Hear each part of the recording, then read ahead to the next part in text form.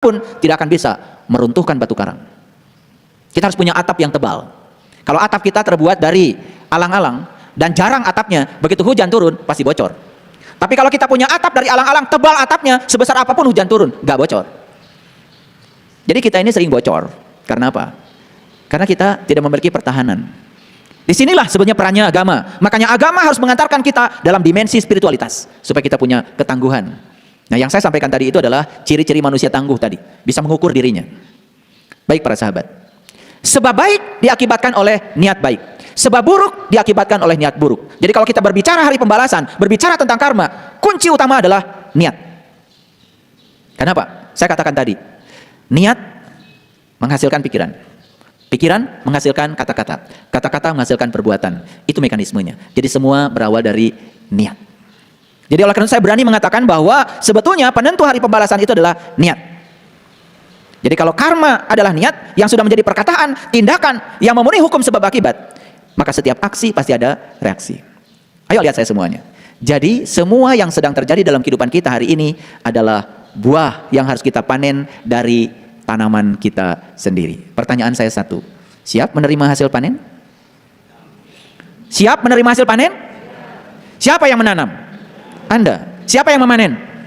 Anda. Kenapa siapnya? Siap.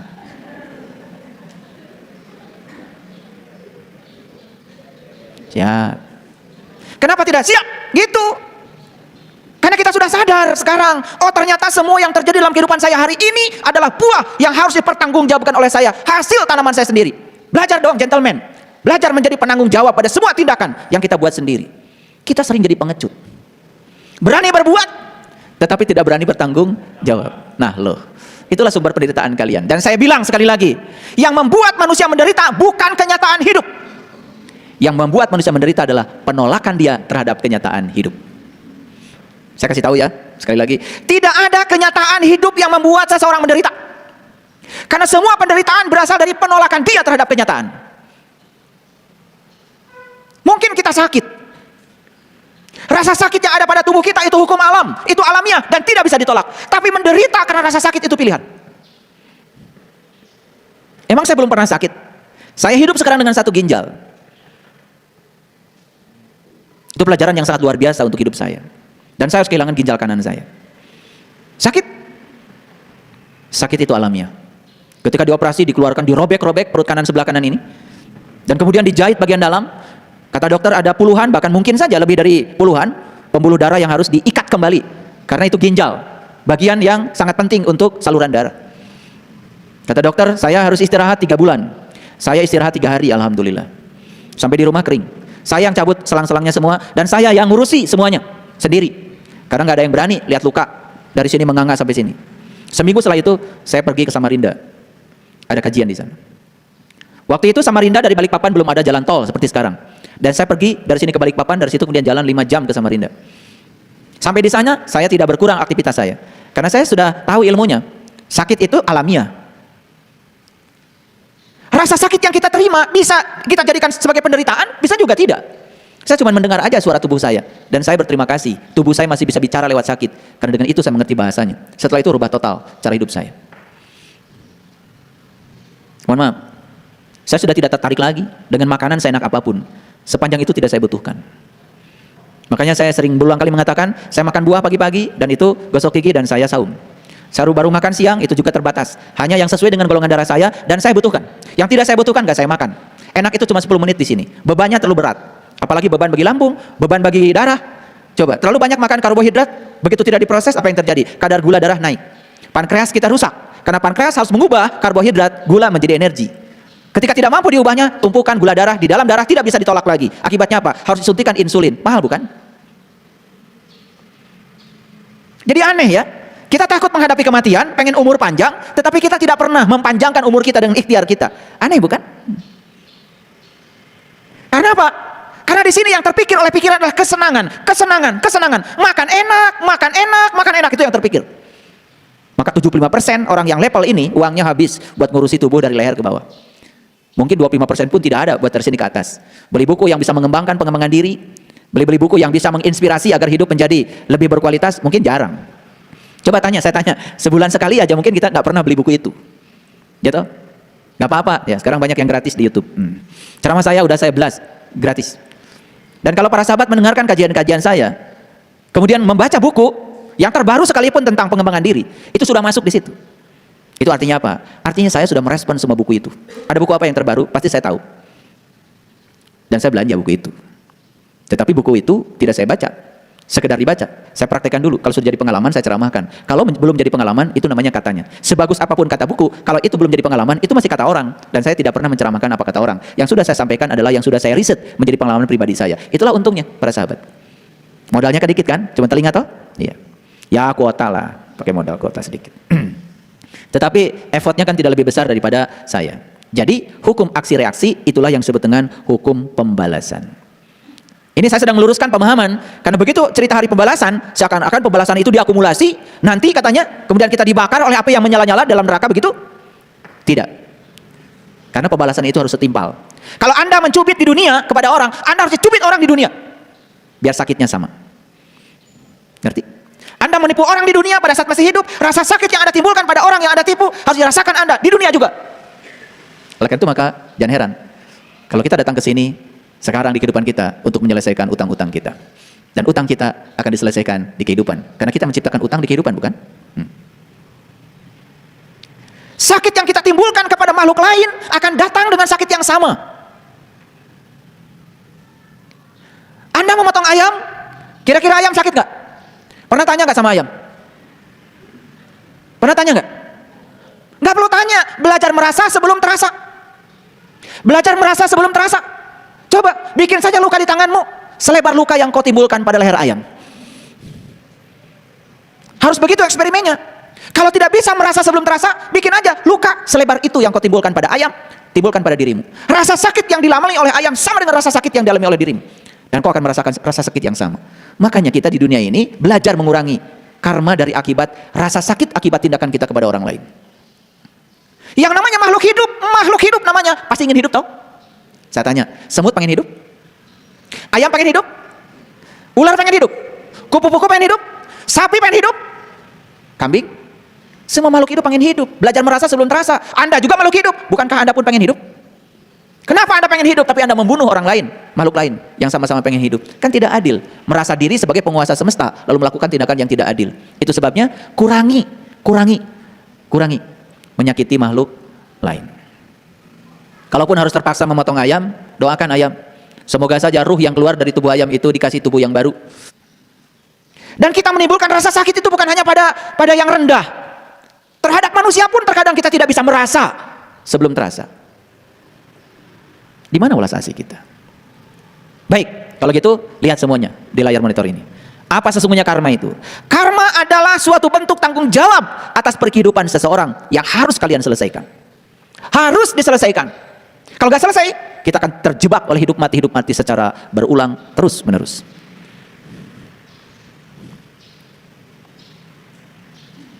Ulangi, apa karma?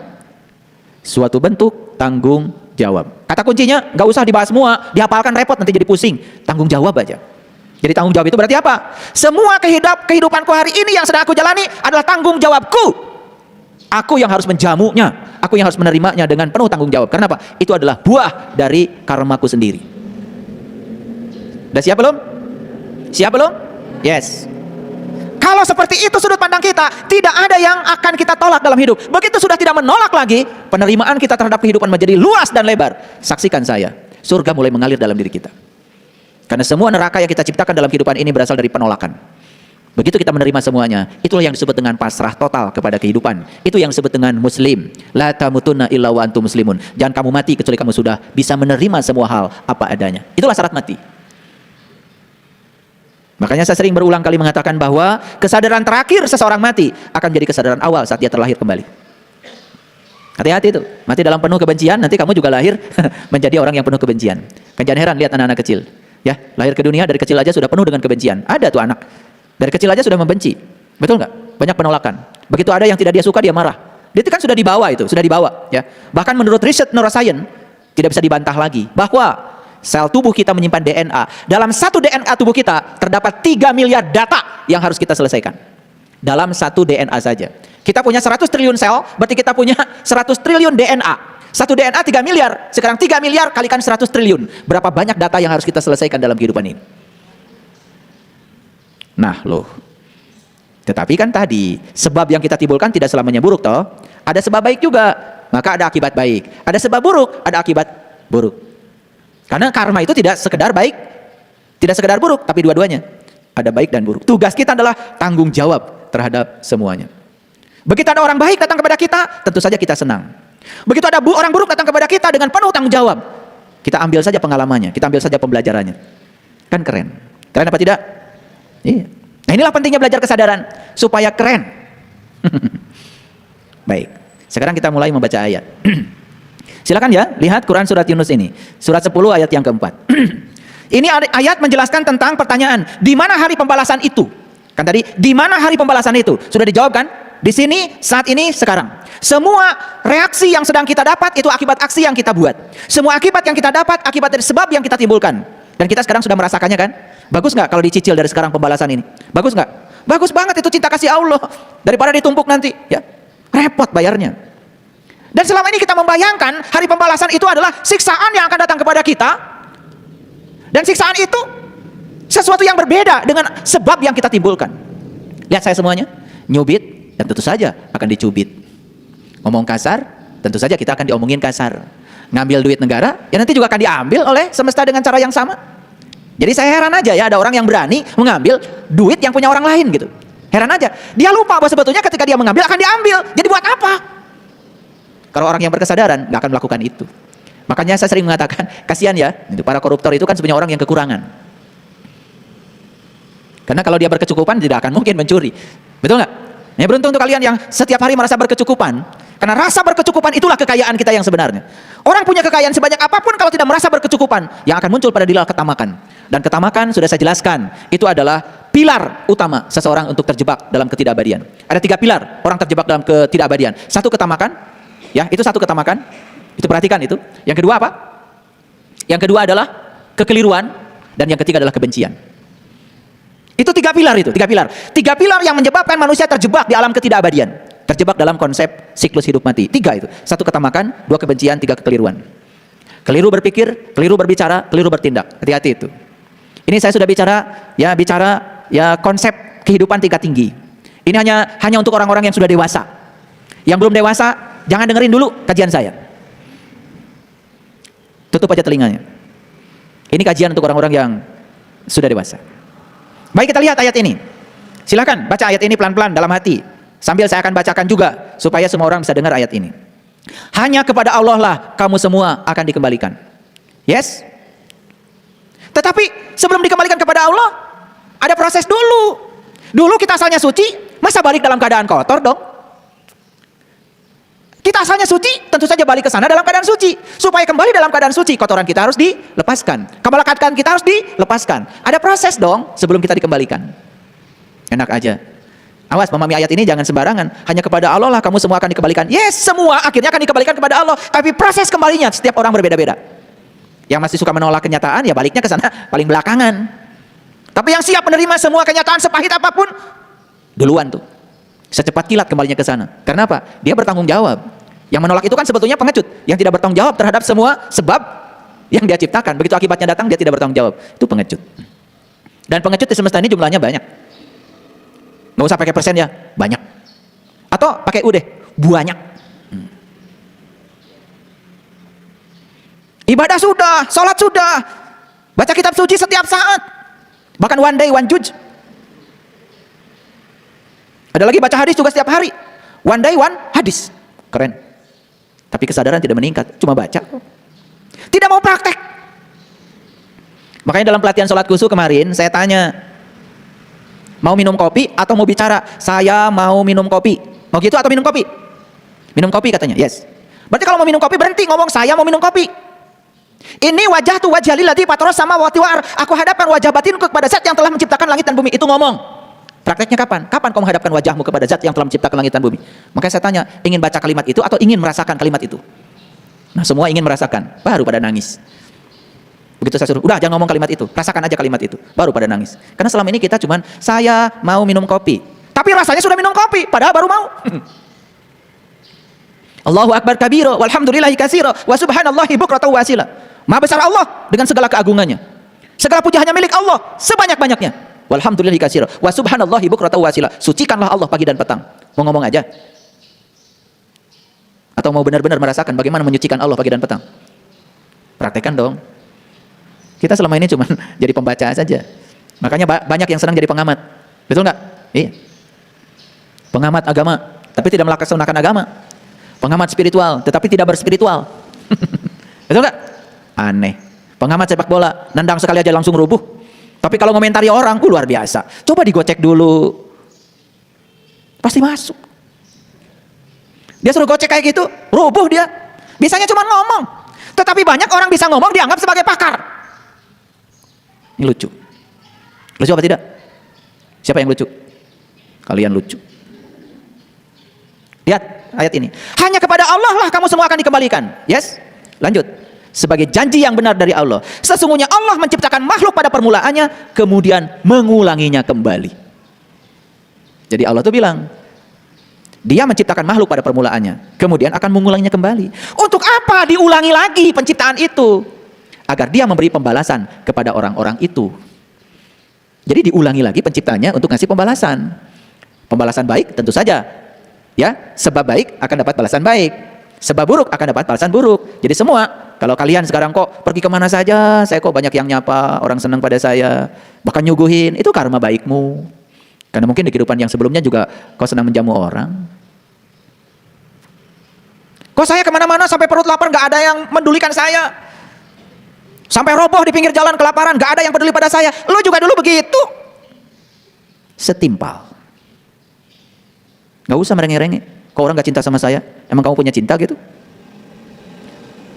Bagaimana orang yang tidak punya cinta merengek-rengek ingin dicintai? Bahkan dia merengek-rengek sama orang yang gak punya cinta juga.